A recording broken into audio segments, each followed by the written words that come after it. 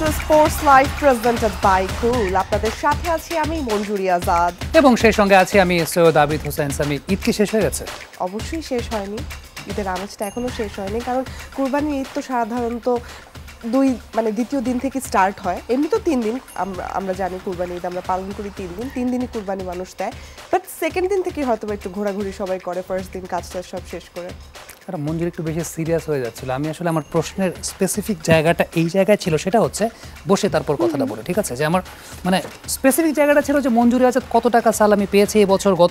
গত বছর আমি যদ্দূর জানি যে মঞ্জুরি আজাদ 37,595 টাকা স্যালামি পেয়েছিল, এবং সেই জায়গা থেকে এখন বেড়েছি নাকি কমেছে, রান রেটের হিসাবটা কেমন, অ্যাভারেজ বেড়েছে, ইকোনমি কমেছে না কি, সেই জায়গাগুলো নিয়ে হিসাব তো অবশ্যই আমি করতে হবে। স্পোর্টস লাইভে আছি, সো ওই হিসাবটা আমার জানতে হবে না?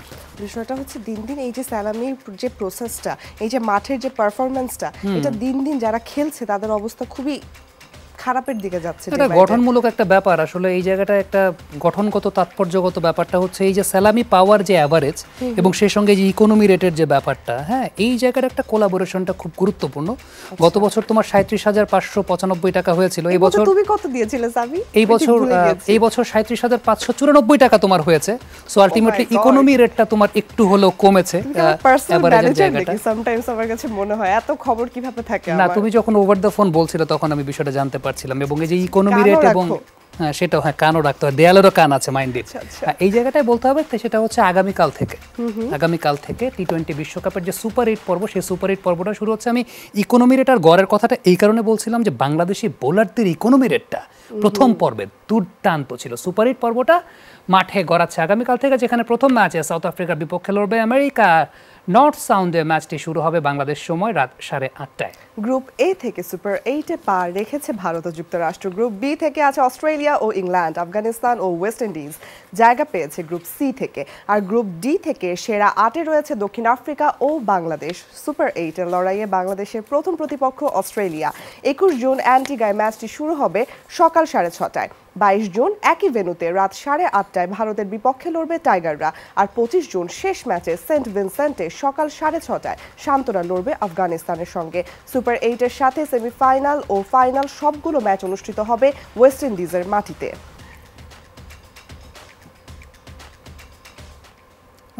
আমি চিন্তা করছিলাম যে তোমার এবারের ঈদের স্যালামিটা দিয়ে বাংলাদেশ থেকে বা ঢাকা থেকে নিউ ইয়র্কের এয়ার ফেয়ারটা হয়ে যাবে, বাট আনফরচুনেটলি মনে হয় তোমাকে একটু ওয়েট করতে হবে, রাইট? ওয়েট তো করতেই হবে, কারণ তোমার মতন কিছু ফাঁকিবাজ সিনিয়ররা আছেন যাদের কাছ থেকে স্যালামিটা ঠিক সময় পাওয়া হয় না। সো মিলায় ফেলতে তো কোনো কিছু আসলে প্ল্যান করা যায় না, সেটা নিউ ইয়র্কের যাওয়া হোক আর মনে করো 1 কাপ কফি হোক, হোয়াট এভার ইট ইজ। চান্সে আমাকে পৌঁছায় দিল মঞ্জুরি আজাদ, বাট গতকাল আমরা আমাদের বড় ভাইয়ের কাছে স্যালামি চেয়েছিলাম, কিন্তু এখন পর্যন্ত সেই স্যালামিটা আমরা পাইনি। অন এয়ারে সেই ঘোষণাটাও দিয়ে দিলাম। অন দ্যাট নোট, আমি যেটা বলছিলাম যে এয়ার ফেয়ারের কথা, বাংলাদেশ টিম কিন্তু ট্রাভেল করেছে এবং এই বিশ্বকাপে বাংলাদেশ টিমকে ট্রাভেল করতে হচ্ছে maximum distance. This is another thing. Super 8-এর ম্যাচ খেলতে সেন্ট ভিনসেন্ট থেকে অ্যান্টিগায় পৌঁছেছে বাংলাদেশ টিম। বিমানবন্দরে হাসি খুশি চনমনে এক দলের দেখা মিলেছে। দেশবাসীকে অভিনন্দন জানিয়েছেন অধিনায়ক নাজমুল শান্ত ও চান্দিকা হাতুরু সিংহে। ঈদের আনন্দের সাথে নেপাল ম্যাচে জয়ের আত্মবিশ্বাস ছিল সবার চোখে মুখে। সেন্ট ভিনসেন্ট থেকে তাহমিদ অমিতের রিপোর্ট।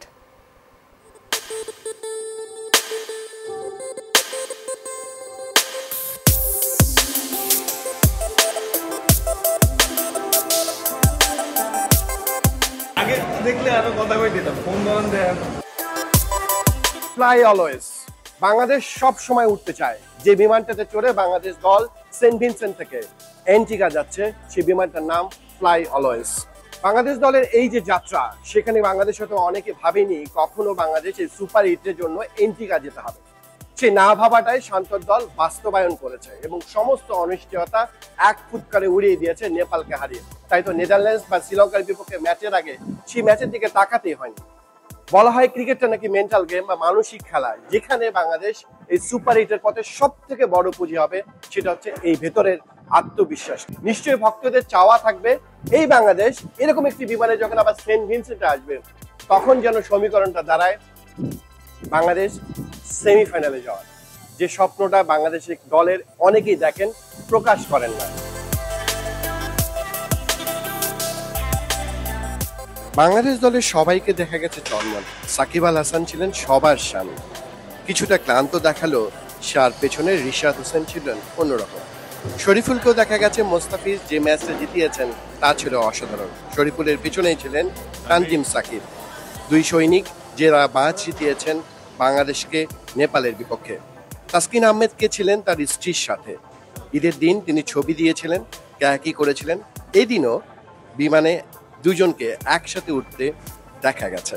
বাংলাদেশ দলের বাকি সদস্যও ছিল চন্মন, তবে নাজমুল হোসেন শান্ত অধিনায়ককে যখন অভিনন্দন জানালেন, ফিরে তাকিয়ে শান্ত সে অভিনন্দনের উত্তর দিতে ভুল করলেন। অভিনন্দন। কোচিং স্টাফদের সবাই ছিলেন চন্মনে। চান্দিকা হাতুরু সিংও ছিলেন একদম অন্যরকম মুডে। রাশভারী চান্দিকা হাতুরু সিং এর দেখা মেলেনি, তিনিও অভিনন্দন জানাচ্ছিলেন আমাদেরকে, গণমাধ্যম কর্মীদেরকে। সব মিলে বাংলাদেশ দলের এই যে আত্মবিশ্বাসী চেহারাটা দেখা গেছে, নিশ্চয়ই ভক্তরাও চাইবেন সে আত্মবিশ্বাস দিয়ে ফ্লাই অলওয়েজ উঠতে থাকবে টাইগাররা। Amit, Jamuna sports, Saint Vincent, West Indies. Tahmid Amit ভাইয়ের একটা লাইন আমার কাছে খুব পছন্দ হয়েছে, সেটা হচ্ছে বাংলাদেশ টিমের অনেকে সেটা চায় কিন্তু বলতে পারে না।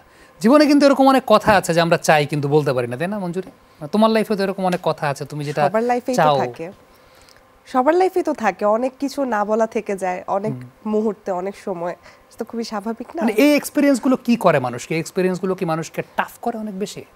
সামটাইমস কমপ্লিকেটেড করে, কমপ্লিকেটেড বানালেই কমপ্লিকেটেড, কমপ্লিকেটেড না বানালেই কমপ্লিকেটেড না। এত লাইফ ফিলোসফি নিয়ে আমরা আজকে কথা বলছি কেন? এই যে মঞ্জুরি কিন্তু টেলিভিশন পর্দার বাইরে কর্পোরেট জবও করছে, সেই সঙ্গে এই লাইফ কোচ এই হিসাবেও মঞ্জুরি কাজ করতে পারে। তার পেছনে কারণটা হচ্ছে এই যে যেভাবে বললো, এই যে না পাওয়ার যে জায়গাটা, বলতে চাই বলতে পারি না, এগুলো মানুষকে টাফ করে।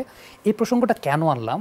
একজন টাফ মানুষের গল্প বলতে চাই, কারণ এই মানুষটাকে নিয়ে একটা সময় প্রচুর পরিমাণের ট্রল হয়েছে, কথা হয়েছে। ডেফিনেটলি তিনি যে স্টেটমেন্টটা দিয়েছিলেন সেই স্টেটমেন্টটা সমর্থন করার মতো ছিল না, বাট ওই যে ভুল বুঝে কিংবা তার ক্ষেত্রে যেটা দেখা গেছে যে তিনি পরবর্তী সময় সেটা নিয়ে দুঃখও প্রকাশ করেছেন, কিন্তু সেই প্লেয়ারটা মাঠে 22 গজে তার আসল যে কাজ করার জায়গাটা, সেখানে কিন্তু একদম দুর্দান্ত পারফর্ম করে যাচ্ছে। If I am not wrong, তুমি তানজিম সাকিবের কথা বলছো। এক্স্যাক্টলি, তানজিম সাকিব। যেই তানজিম সাকিবের আইকন ডেল স্টেন, তিনি মুগ্ধ এই পেসার। তিনি বলছেন পেস বোলিং এ বৈচিত্র্য নিয়ে পুরো অলরাউন্ড প্যাকেজ সাকিব। বাংলাদেশ বিশ্বকাপ জিতবে কিনা সেই প্রশ্নে স্টেইন দ্বিধান্বিত থাকলেও বলছেন ভালো সুযোগ আছে টাইগারদের, তবে এর জন্য রান তুলতে হবে। ওয়েস্ট ইন্ডিজ থেকে আরো জানাচ্ছেন তাহমিদ অমিত। ডেল স্টেন দক্ষিণ আফ্রিকার কিংবদন্তি পেসার। তেরে ফুরে প্রতিপক্ষের ব্যাটারকে তিনি আক্রমণ করতেন বোলিংয়ে।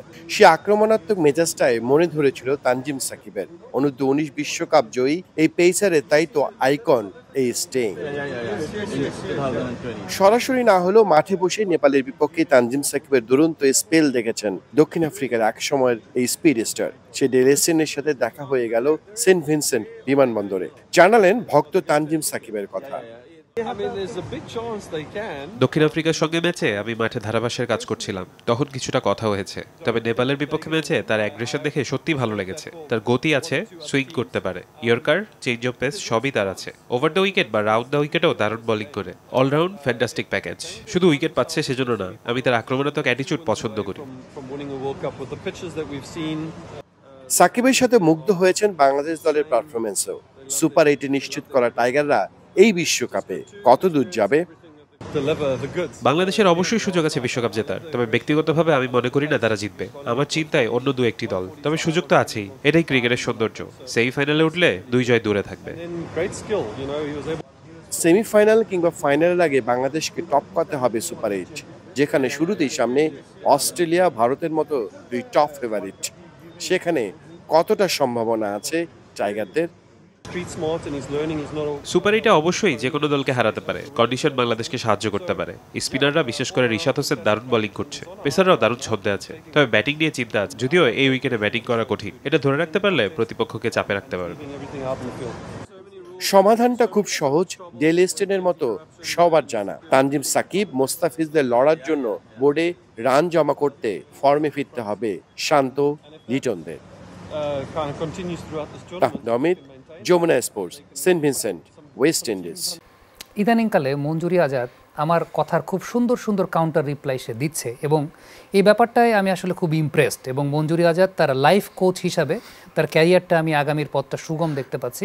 এক্ষেত্রে তোমার কাছে আমার একটা প্রশ্ন, সেটা হচ্ছে এই যে লাইফে সময় নেওয়াটা কতটুকু গুরুত্বপূর্ণ? আসলে লাইফে আমি একটু সময় নিয়ে কোনো সিদ্ধান্ত নিলাম, হুটহাট সিদ্ধান্ত নেওয়ার চাইতে একটু সময় নিয়ে আমি সিদ্ধান্ত নিব, কতটুকু গুরুত্বপূর্ণ? যে কোনো সিদ্ধান্তই তো নেওয়ার আগে সময় নেওয়াটা অনেক বেশি গুরুত্বপূর্ণ, না হলে তো ভুল হওয়ার সম্ভাবনাটা থাকবে, তাই না? তো যে কোনো সিদ্ধান্তেই তো অবশ্যই সময় নিতে হবে।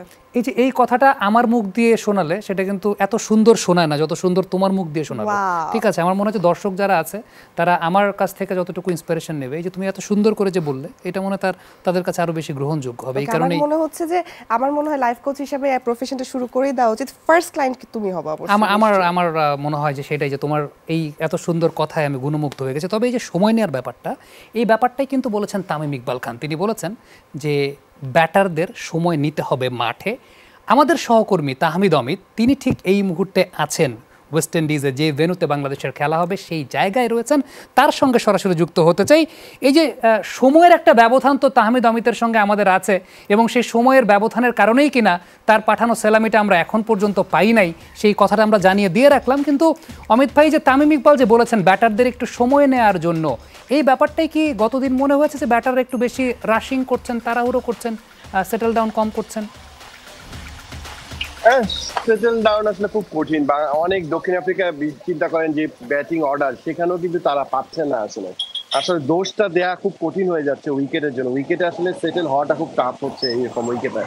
আমি এই মুহূর্তে অ্যান্টিগা আছি। আমি অ্যান্টিগা আসলে একটু অন্যরকম অভিজ্ঞতা। এখানে জানেন এক একটা দ্বীপ এক এক রকম আচরণ করে।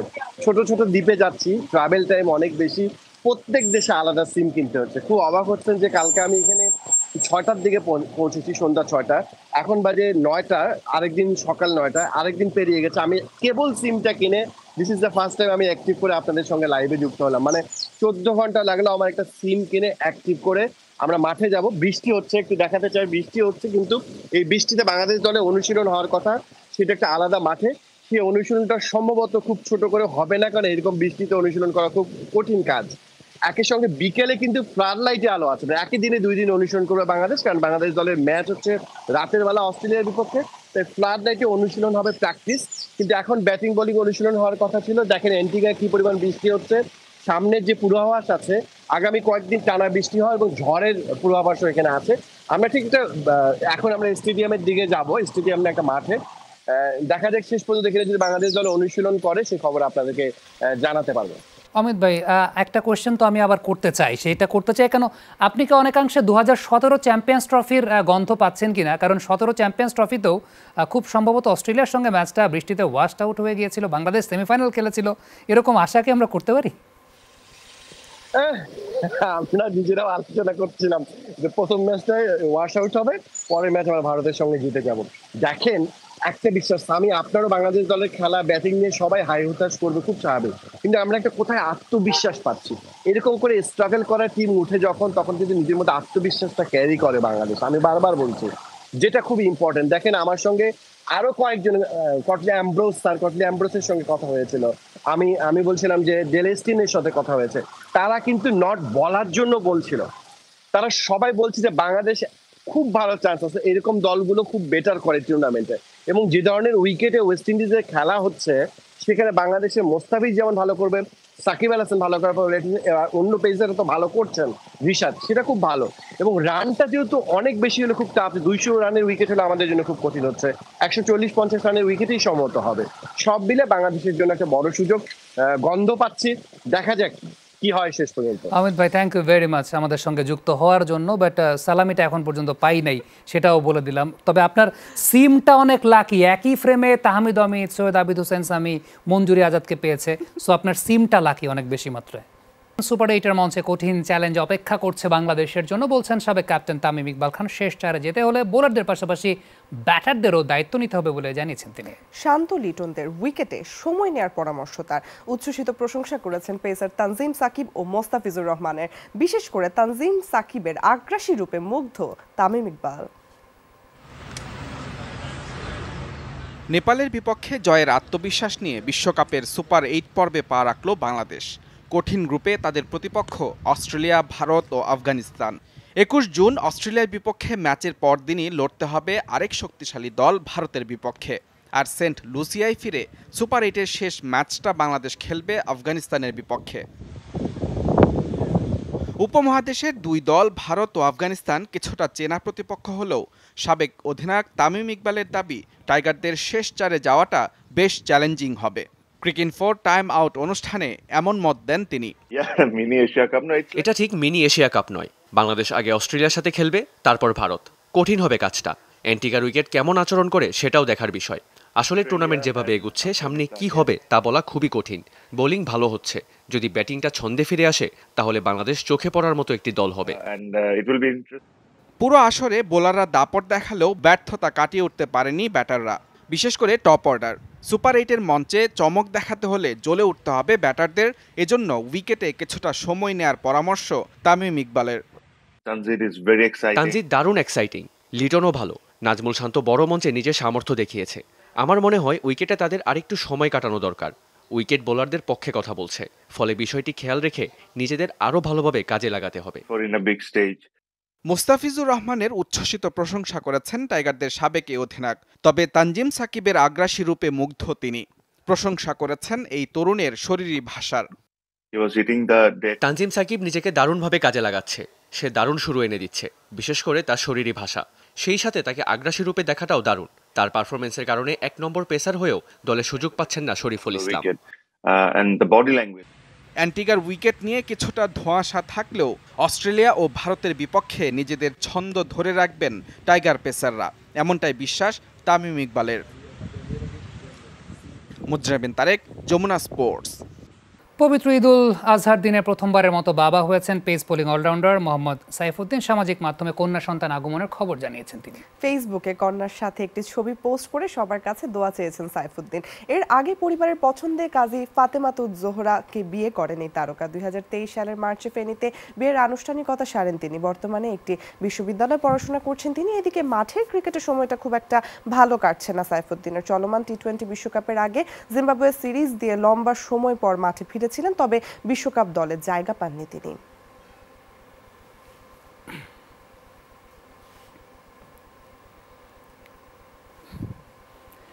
ক্যান্সারের সঙ্গে যুদ্ধ শেষে না ফেরার পথে পাড়ি জমিয়েছেন বিসিবির সিনিয়র হাই পারফরম্যান্স ইউনিটের কোচ জাফরুল এহসান। 18 জুন সকালে ঢাকায় শেষ নিঃশ্বাস ত্যাগ করেন এই টাইগার কোচ। মৃত্যুকালে তার বয়স হয়েছিল 60 বছর। 2022 সালের ডিসেম্বর থেকে ক্যান্সারের সঙ্গে লড়াই করছিলেন তিনি। সুস্থ হয়ে আবারও মাঠে ফেরার ইচ্ছা থাকলেও শেষ পর্যন্ত আর মাঠে ফেরা হয়নি এই টাইগার কোচের। জাফরুলের মৃত্যুতে গভীর শোক প্রকাশ করেছে বাংলাদেশ ক্রিকেট বোর্ড। 2006 সালে বিসিবির সঙ্গে যুক্ত হয়েছিলেন জাফরুল এহসান। এইচপির প্রধান কোচ ও ব্যাটিং কোচ ছিলেন 2015 থেকে 2022 সাল পর্যন্ত। বাংলাদেশ অনূর্ধ্ব 19 দলের প্রধান কোচ ছিলেন 2010 থেকে 2013 পর্যন্ত। এর আগে 2007 থেকে 2008 পর্যন্ত জাতীয় নারী দলের প্রধান কোচ ছিলেন। কাজ করেছেন বাংলাদেশ এ দলের ব্যাটিং কোচ হিসাবেও। লেভেল 3 সার্টিফাইড কোচ জাফরুল এহসান NCL, BCL ও বাংলাদেশ প্রিমিয়ার লিগ সহ ভিন্ন ভিন্ন পর্যায়ে কোচিং স্টাফে যুক্ত ছিলেন। স্যারের বিদেহী আত্মার প্রতি মাগফিরাত কামনা করে শেষ করছে আজকের স্পোর্টস লাইভ। এতক্ষণ সাথে থাকার জন্য সবাইকে ধন্যবাদ। আল্লাহ হাফেজ। আল্লাহ হাফেজ।